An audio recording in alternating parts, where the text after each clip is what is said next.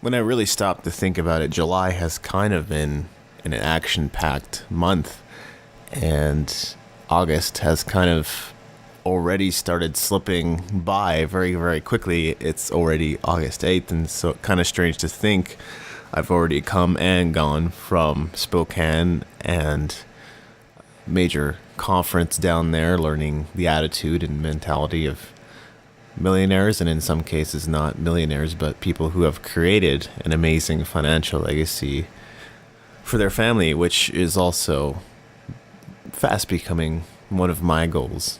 But I think the theme of July has mostly been that it's time to try something different.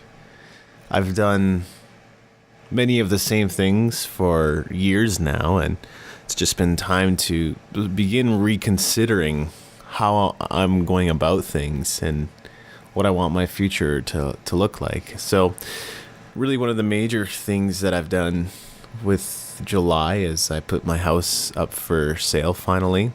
Strange to think, because it's honestly, it has felt like a really long month when I stop and think about it. So much has happened, and during Stampede week in Calgary, we have the Calgary Stampede, and it goes for about, I guess, 10, 11 days, maybe 12 days, something along those lines. It's a pretty major event, and I'll be talking a little bit about that as well. But as you can imagine, when you have something like that come to town, the city sort of slows down to a crawl. And that's pretty much exactly what happened is, I put my house up for sale, and then I had like very few showings. I think I had one showing. I guess some people, perhaps a couple, that really, really wanted to see the house like right away, and then no showings for the rest of the week. So since then, I've probably had another 7 or 8, and I think I've got another showing coming up today, which has kind of meant that, I've needed to be out of the house a little more, and really my life is scheduled around making sure that the house is relatively clean and relatively tidy, and that's really been a huge part of how my life has operated in the last little while. But it's sort of been good. I think in the past, anything that really took me out of the house and was going to take some time and wasn't like instant gratification bothered me. And that's a really kind of weird thing to say, I know. But I guess what it is I had studied Steve Pavlina, and he talks about time management. And if you want to check out Do It Now by Steve Pavlina, you can Google that. It's a great article. And I think that's in large part what kind of taught me some good time management principles in my life. And so really what it is like I started to get annoyed if anything would come up that that would interrupt me from doing whatever I was doing at home and whatever projects I was working on. And I would say that mentality for me has gradually changed. I somewhat enjoy being out and doing things now, whether that's just sitting at a coffee shop or going to the mall. And part of that is just interacting with people. I've come to realize that's a really important skill, I guess, first of all, having good, solid people skills. And also being a little bit outside of my comfort zone has also been something that I need to challenge myself on, I think. So, because it seems like most people who are either striving for success or who are successful are continuously going out of their comfort zone. If they don't feel like they're going out of their comfort zone, they're not actually growing. I think that's the key point there is if you're going out of your comfort zone, you're growing. If you're not, then it's possible that you are staying still. And so my life has, again, kind of revolved around the fact that my house, needs to be shown in order that I get offers, and among other things, for sure. Another thing that it's kind of revolved around is I recently became an Amazon seller, and I guess if you're, for whatever reason, compelled to check that out, you can go to, I guess, Amazon.com and look up the seller Arctic Sunburn, ARCTIC Sunburn. And I've just been selling DVDs and books and games. So part of the whole selling the house process obviously has been doing some purging and selling, in addition to kind of the cleaning and tidying. And at first, it didn't necessarily appeal to me, but like now that I've gotten started, it really doesn't feel all that strange to be getting rid of those things. Many of the DVDs I've watched over and over and over and time again, and we all do that. It's kind of human nature, right? It's comfortable, I guess. But I've been challenged on that. Why would you watch the same thing over and over? Only because you're familiar with it. You expect it. It's a comfort area. And so it doesn't feel strange for me to be getting rid of some of my games and DVDs, because ultimately if I really want them, I'll be able to buy them back at some point. I don't think most people think that way. I think if they lose something now, that they're never going to get it back. And I think that's just human nature. But I think what God honors is us being conduits rather than reservoirs. We should be channels through which things and cash and resources can flow, and not just be a reservoir where it all starts to percolate and add up. So I've enjoyed doing the Amazon selling thing. I think I'm doing well at it. I think I've gotten pretty decent feedback at it, and that's not really the point, but making a little bit of cash. The interesting that happened with that was I became an Amazon seller, which I found out is like remarkably easy if you're inclined to do something like that. You do have to keep order and shipping schedule in place if you're really compelled to do that.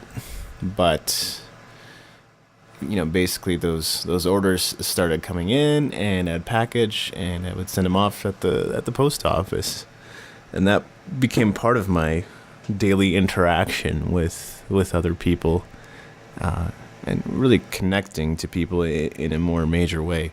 And one of the reasons for that is just learning to add more value to people.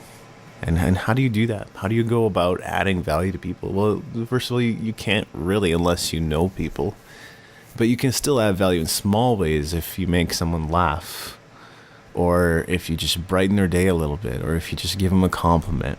And so that's been pretty cool as well. But anyway, what happened was I signed up at Amazon.com instead of Amazon.ca. And as you know, I live in Canada, which means that I became an Amazon seller in the States. And I didn't really realize that at first. But in order for any funds that I gained to be deposited, I actually needed to open a U.S. bank account. Fortunately, I'm with RBC Royal Bank, which has meant that I didn't have to do anything besides go into the branch, talk to one of the people there, and open a U.S. bank account for the funds to be deposited. Otherwise, I may have had to drive down to the States and cross the border and open a bank account that way.